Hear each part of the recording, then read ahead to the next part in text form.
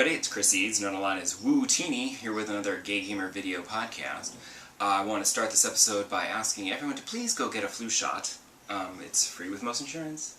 I just went around the corner to my local Walgreens, and it took longer to wait for them to take care of the other people's prescriptions than it did to actually get the flu shot myself. It's extra important this year because it is a virus that we can control, and so I think that it's a good idea to do that, so that we only have to deal with the one we can't control right now. As for gaming, I also need to talk first about my new television. As I mentioned before in the previous episode, I will get to gaming in a minute. I was looking for a new TV because I've had a TV for years and years, and it still works, but it's a 3D TV and they don't make those anymore, so I need to preserve it because it's the only way to watch 3D movies, which, as you may know if you've watched previous episodes, I love 3D. So I need to preserve that, because the only other way I can watch 3D movies is on my PSVR headset, and that's not ideal. Especially for like a 3-hour Marvel movie, wearing that for 3 hours. It's probably not good for your eyes. So I decided that I would move that TV into the bedroom so that it would only ever be used to watch 3D movies. Because our TV gets a lot of use. So I needed to preserve that one. So I went looking for a new TV, and it turns out they're all 4K now, which is like, whatever. Which is hilarious because there isn't that much 4K content yet, but 4K is everywhere, which is what they wanted to do with 3D, but people didn't care about 3D. I don't know if people care about 4K, but I guess 4K is easier and cheaper to implement in literally every television. Like, you would have to go out of your way to buy a TV that is not a 4K TV at this point. So I'm like, okay, fine. And my husband had one request. He said, can you just try to get like a legitimate brand? Because my last TV was a Vizio, which he thought was a nothing brand, but it is. It's a real brand. The problem is that when I went shopping and comparing them, Sony, which was like our first high-def TV, like back in the day, Sony TVs now are like twice or 3 times the price of everything else, so I'm like, no. And then Samsung, another big brand, Samsung only seems to have 2 HDMI inputs, which is just like, no. Like, are you kidding me? Like, I counted, and I would need 6, which I don't think any TV has. I think the best you get is 4. I have an HDMI switcher that I use, and 4 was fine. I can make 3 work. 2 is just not happening. So Samsung was out. And then I'm like looking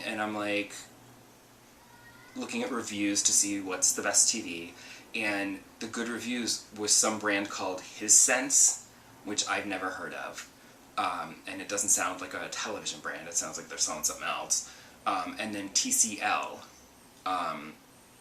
which I also don't know, but like I said, I haven't gone shopping for TVs in years, so these are new brands that might be common and fine. And in fact, the TCL ended up being, like, looking at reviews and everything, it ended up being like the best reviewed and with the best picture and stuff, so that is the one that I went with. It's obviously not in here. So, new TV. It's fine. Like, the picture quality is good. Like I said, there's not a lot of 4K out there, so, and I will be able to play 4K Blu-rays at some point when I get a PlayStation 5. I do have one 4K Blu-ray on the shelf because it came in like a multi-pack. It was the only way to get the 3D version of the movie, was to get the 4K version, and I'm like, whatever. But I might start getting 4K Blu-rays to play on my PlayStation 5 when I get it eventually. Right now, there's nothing but, like, you can stream things. Except the problem with this TCL TV is that it runs Roku, which I thought was great, because Vizio has its own proprietary thing, and that was terrible because we couldn't add new apps, and that got frustrating because it was an older TV, so it didn't have apps. Like, you couldn't get Disney Plus, you couldn't get HBO Max and stuff. So I thought, oh, Roku's good, that's very common, like, they have everything. They don't have everything. They have everything except HBO Max, because Warner's being a douche about it, and, like, they won't put it on Roku or Amazon Fire devices, so it's super annoying. So I still have to use the Chromecast for HBO Max, and it's not the 4K Chromecast, so I can't stream HBO Max in 4K. But some of the streaming services have some 4K content. Most of the original programming on like Netflix and Hulu and Amazon will be in 4K. And a handful of movies, but not a lot. Disney Plus seems to be a lot better with the ultra high def 4K content. And in fact, I did watch a movie in Dolby Vision 4K, which is because this TV does Dolby Vision. And I guess it was good. I don't know. I mean, it was The Phantom Menace, so the best way to watch The Phantom Menace is to not watch it. But I guess this is the best picture. But the little Dolby Vision logo came up briefly at the beginning, and it was very detailed, it was very nice. I could occasionally, there were shots where I'm like, I could see every hair in Liam Neeson's wig. The detail might not have been so good because sometimes it made some of the background CGI look a little dodgier than it probably would have normally, because it's not great. But I don't really feel like there's a drastic difference between 1080p and 4K. Maybe that'll change over time as I watch more 4K content and I say, oh, this is a little crisper and cleaner and more detailed. Because the best stuff I've been watching is on YouTube. Because YouTube, you can play a 4K video and it's like, oh, here's a nature documentary in 4K, and it's like super bright, crisp, high definition video. You can see every branch, you can see every hair in their fur, and you know, it's a lot of detail. And it's very colorful. But as for the other stuff, like actual TV programs and movies, haven't been watching a lot of it yet, and there won't be any Netflix 4K content because, for whatever reason, Netflix wants to charge you an extra $3 a month on top of your subscription fee to stream 4K content. So I'm like, I don't think so. Because again, I feel like the 1080p is just fine. But the picture's nice, the color is nice. Occasionally I feel like the color gets a little too much, and like skin tones, sometimes people end up looking very pink. But it's weird because it's only just for like certain scenes and certain shots. But that's on television or like a DVD or something. It's okay for gaming. I found that like Animal Crossing just looks really bright and colorful. But I noticed when playing Ghost of Tsushima that certain areas of the game were normal, and then certain areas, like in the Icy Wastelands, like the blue was just like really blue, like extremely blue. And at one point I went back to a previous area with the Golden Forest, and it was just, the yellow it was just overpowering. But then there's other areas where it's looks perfectly normal, and I don't understand. I guess maybe it's adjusting on the fly. I don't know, this TV. That's my other problem with the TV, is that it's mostly automatic, so I don't feel like I have any control over the resolution or anything like that. I mean, I could adjust the color, but then it's not always too much, so I don't want to adjust the color down, because then it'll be too blah in other areas where it would have been normal. I don't know. But anyway, the gaming has been fine.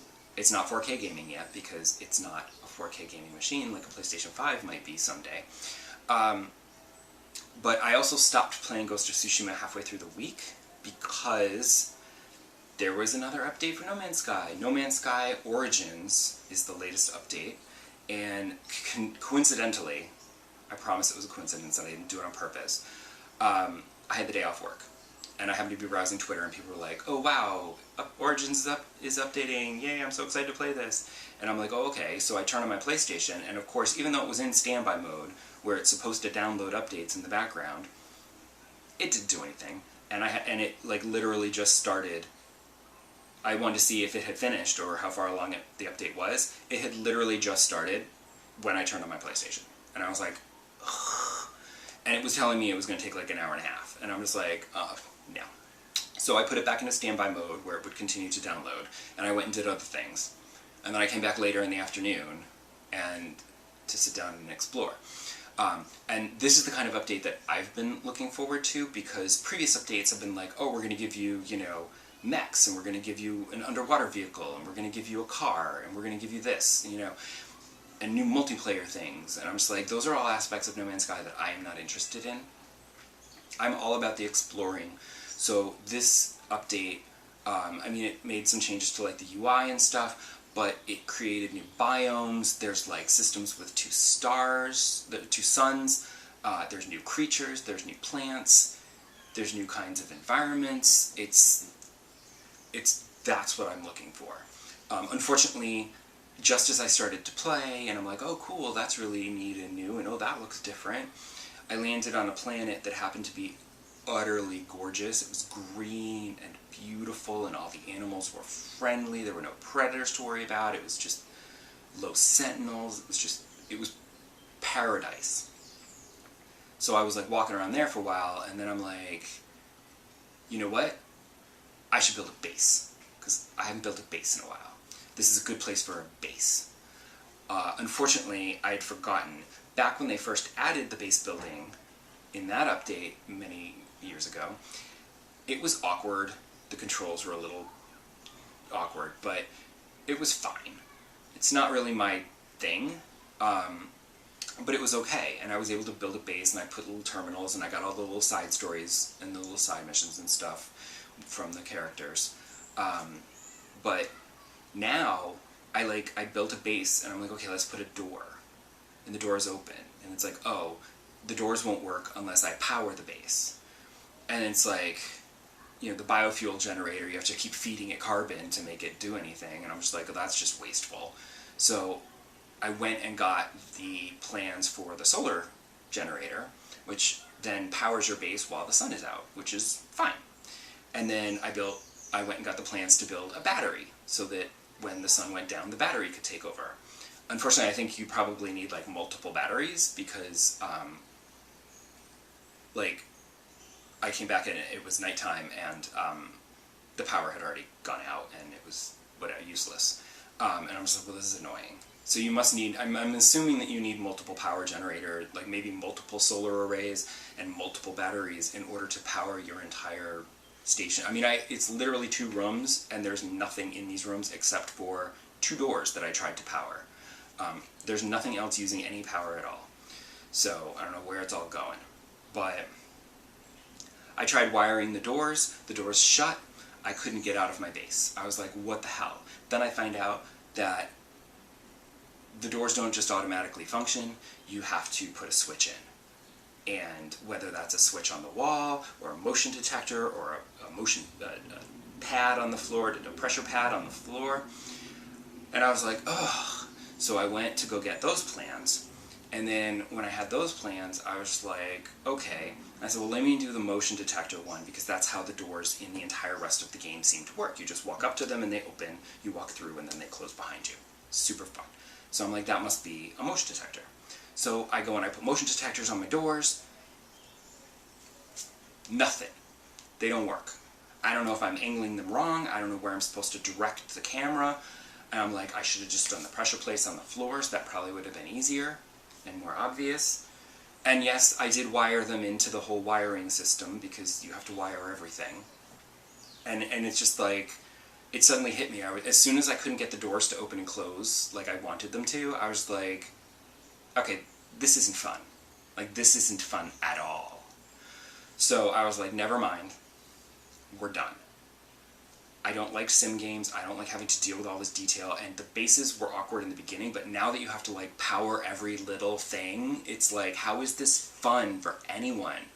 I mean, unless you're maybe like an engineering student or you love that sort of engineering thing, this would be fun, this kind of intense realism. For someone like me, casual player, this sucks. And I wish there was a way to like say, I want casual base building.